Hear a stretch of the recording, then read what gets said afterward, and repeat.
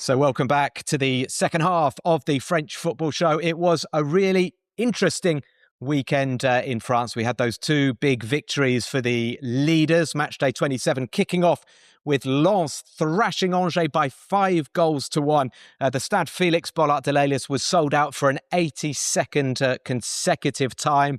The atmosphere was phenomenal. I have to say it was tough for Angers. They were missing a few players already, and they were not allowed to play their goalkeeper, Hervé Kofi, or their attacker, Godwin Koyelipu, because they are both on loan from Lens, and Lens put a clause in the contract saying they couldn't play against them. Now, Hervé Kofi in particular was a big, big miss. They had the 19-year-old Oumar Pona playing in goal, and he made one brilliant save from Sangare, but he did look quite raw and not really ready to be playing at this level. So Florian Thauvin scored the opener with a right-footed volley that Pona should actually have saved. Odsonne Edouard scored 2 goals. Mamadou Sangare, the Mali midfielder, he only played the first 45 minutes, I guess, because there was an injury concern. But what a 45 minutes. I mean, he was sensational. He scored, putting a shot into the top corner. And then in the second half, Mathieu Udol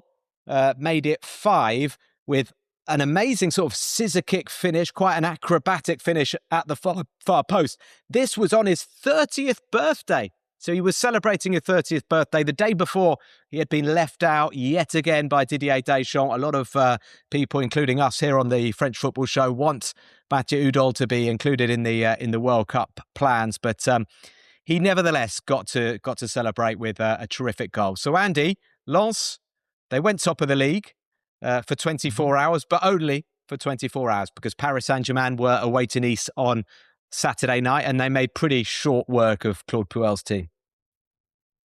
Yeah, and I suppose it says something about Nice, who are obviously having a very disappointing season, because once upon a time that would have been a very difficult game for Paris Saint-Germain, and Nice have actually beaten PSG in each of the last 2 seasons, albeit it was at the Parc des Princes both times. But on this occasion, PSG just swept them aside easily, despite changing half their team from the second leg of the Chelsea tie. I would say there might be a lesson there, from what we were talking about before, that PSG are able to make a lot of changes and still very easily win games in Ligue 1. I mean, the guys we're bringing in, players of international quality. I mean, like Lucas Hernandez, for example, who's not played an awful lot as a starter this season, particularly in big games, but ultimately he's in the latest France squad.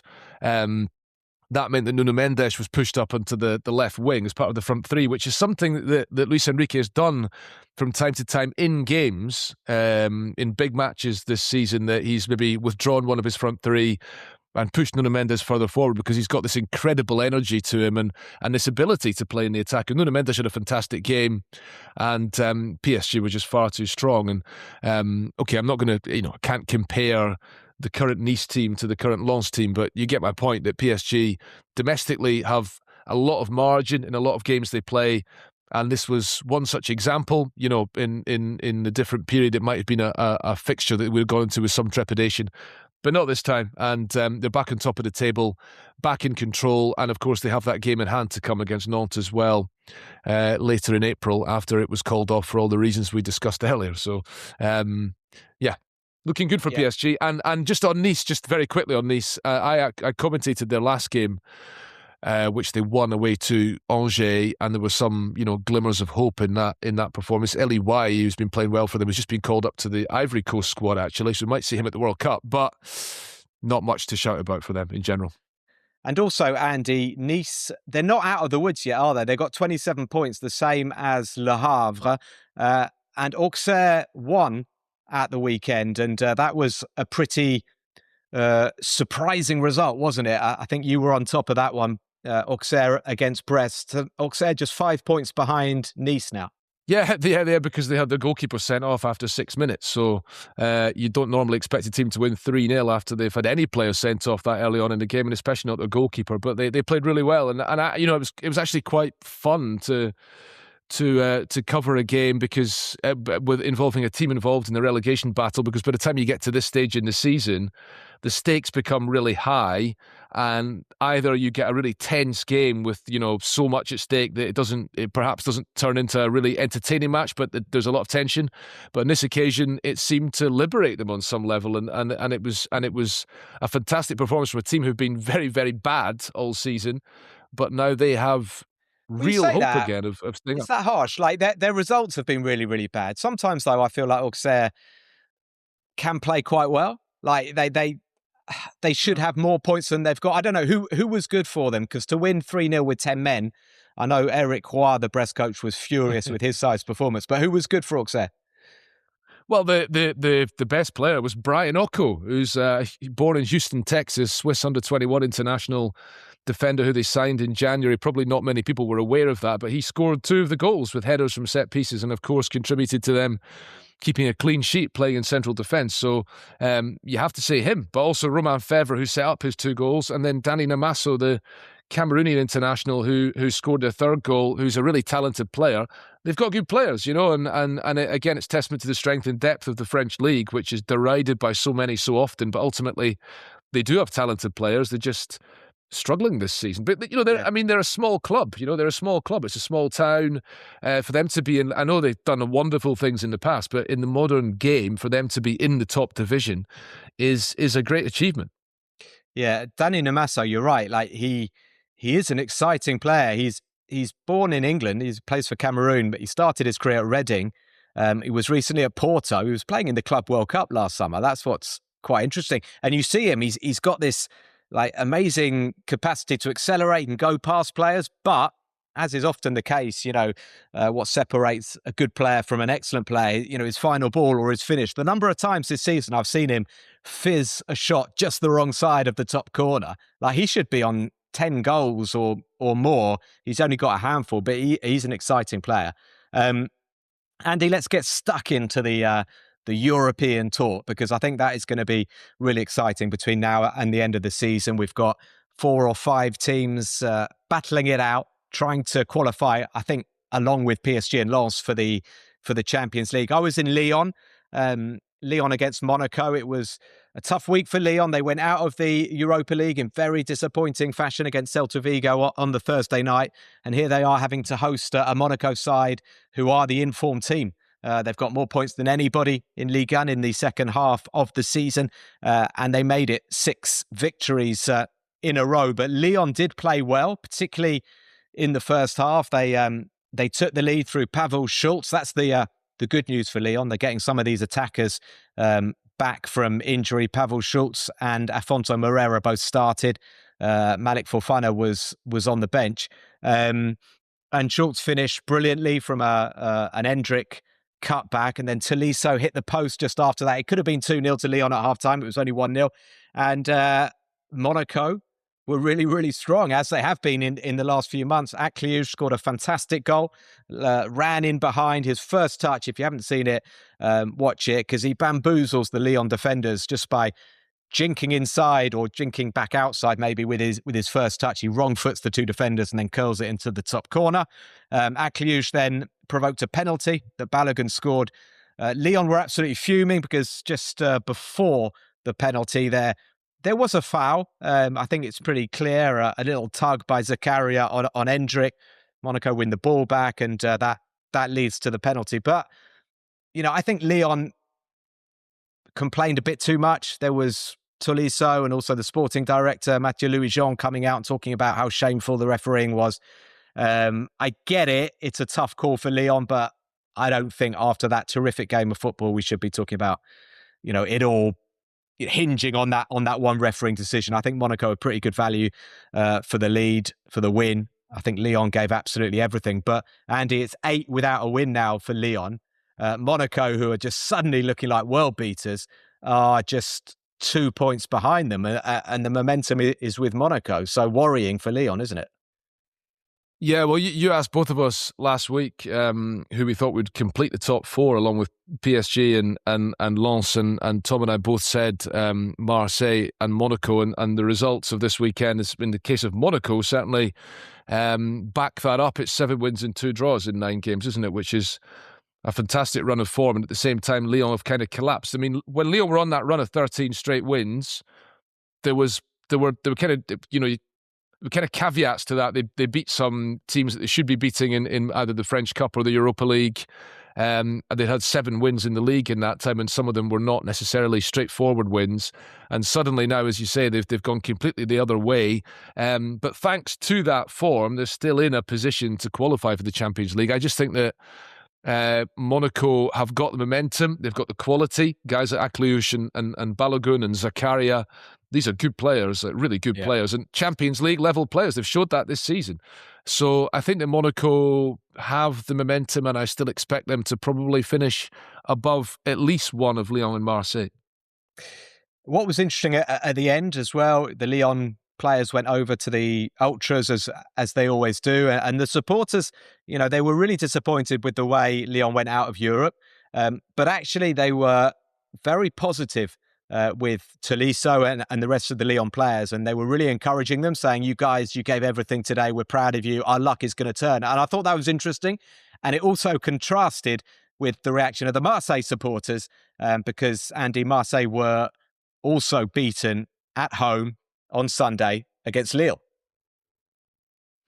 Yeah, but I mean, you and I were talking about this earlier on. I just don't see how such an attitude is helpful from this. I mean, I get that fans want to see their team win, and they get really wound up when that doesn't happen, and they get frustrated. And Marseille, of course, tempers can run high there more than anywhere. But, you've lost narrowly at home to a good team, okay, one of your direct rivals. It's very disappointing, but it's not exactly a disgrace. They'd won the previous 3 games. They were kind of back up and running again under Habib Bey. It's a painful defeat, and I think it just should serve as a reminder to them that they do have very little margin for error in this race for Champions League qualification. But I don't think it needs to call everything into question. I think it says a lot about Lille, that result, because they've come through a really difficult time. They've had some very bad results, some very bad performances in 2026. They were knocked out of the Europa League, of course, during the week. I know you were very frustrated with Bruno Genesio's decision to apparently rest some important players for the biggest game of the season. Why would you rest important players for a potentially era-defining game away to Aston Villa in the Europa League? They get knocked out a little bit meekly from that, but of course either side of it, they've had some important results in the league, and that's a huge win for them because it does throw them right back into the contention to qualify for the Champions League. And ultimately, if Lille qualify for the Champions League, I think that would be an incredible achievement, because they're a club who get weakened really year after year. They tend to lose good players. I think some of their signings last summer coming into this season were not the best. And if Bruno Genesio is able to, especially after this trough that they've had midway through the season, to get them into the top 4, it's still a big if. But if they do that, that's fantastic. It's so tight now between all those teams in there. And a word as well about Olivier Giroud, because he scores the late winner in that game. Again, I think some people are maybe questioning his ability to lead the line for a club towards the top end of the table in Ligue 1 at this stage in his career, age 39. That's 10 goals now for him this season in all competitions.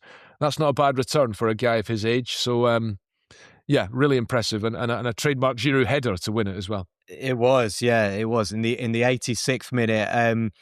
Marseille were also unhappy with a challenge on Mason Greenwood that injured Mason Greenwood quite early on. Ethan Nwaneri came off the bench, and he did actually score what was a good goal, good finish on the volley from a cross that came from the left-hand side. Lille got back into it. Thomas Meunier equalised before the Giroud winner. But blow for Marseille. Lille absolutely in the mix. And just to touch on what you were saying, because I know we've also talked about this a lot. I mean, I watched Lille the weekend before. They went to Rennes, they won, they were excellent. And I looked at them and I thought, you know what?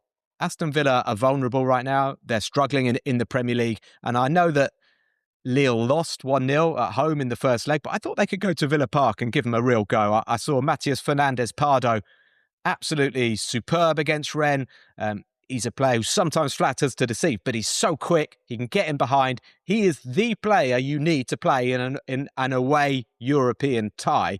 Hakon Haraldsson played very well against Rennes. So they were two of the players rested at Villa Park. Issa Mondi, who was their best defender the previous weekend, was also rested. I understand that a bit more. He's older. But there's this issue, Andy, and I understand it. And if Genesio gets them into the Champions League, he will feel very vindicated because they've taken 6 points from Rennes and they've taken 6 points from Rennes and Marseille. And that is huge.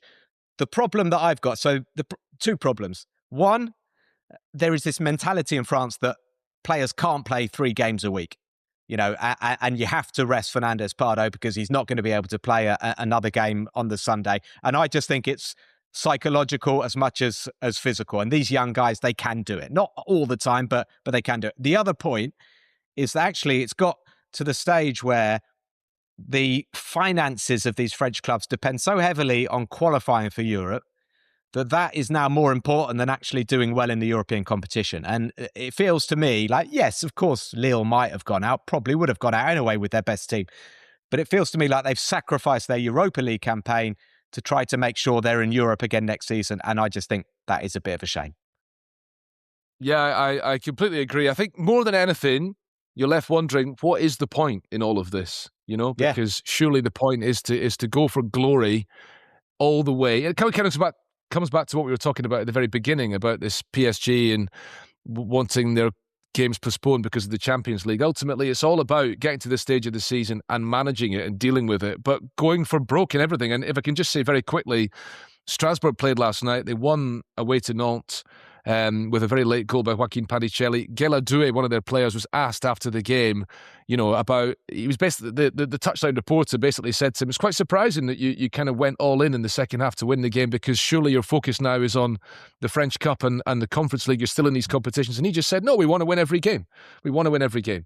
And that was quite refreshing because it's kind of a change from what others are saying. You get to the stage of the season, you get into Europe, you want to go all the way in Europe. You don't give up on Europe because you want to qualify for Europe again next season. That speaks to a lack of ambition.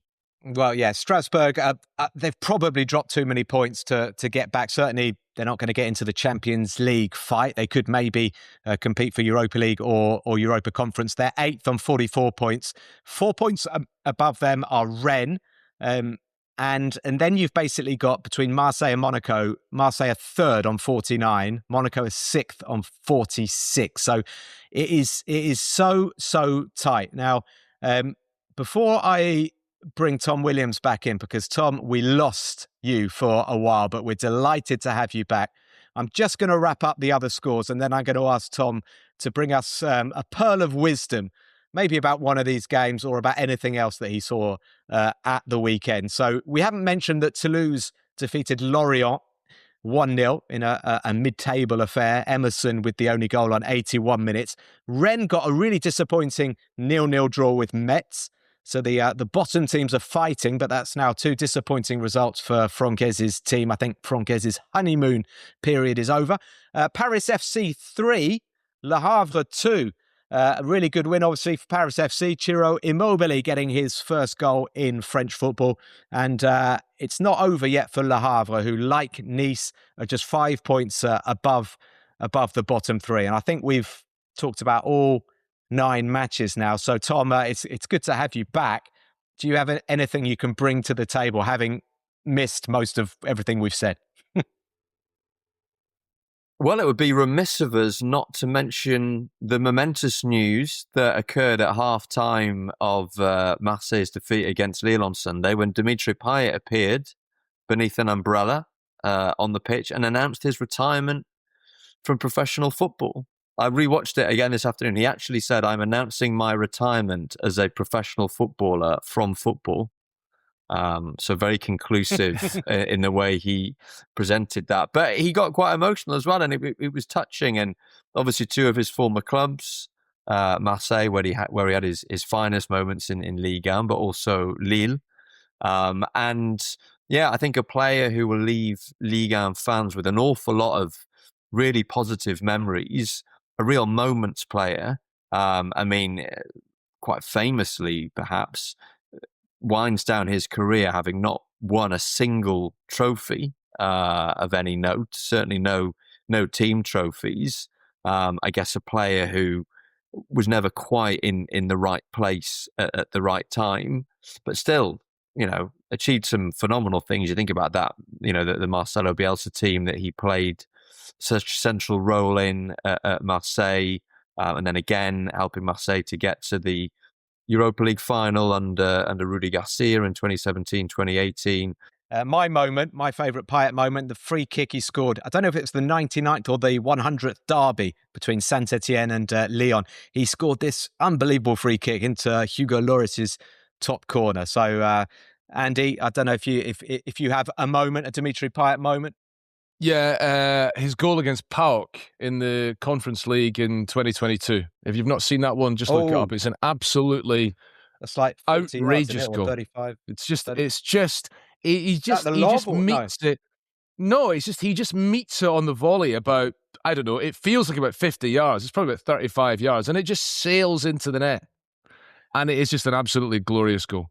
All right, well, time has run out. We'll carry on reminiscing about Dimitri Payet, afterwards. But we're going to let our listeners get on with their days now. Thank you, everybody, for joining us today. Thank you to Andy and to Tom. We'll be back with another French football show next week. Take care. Have a great week. Bye-bye.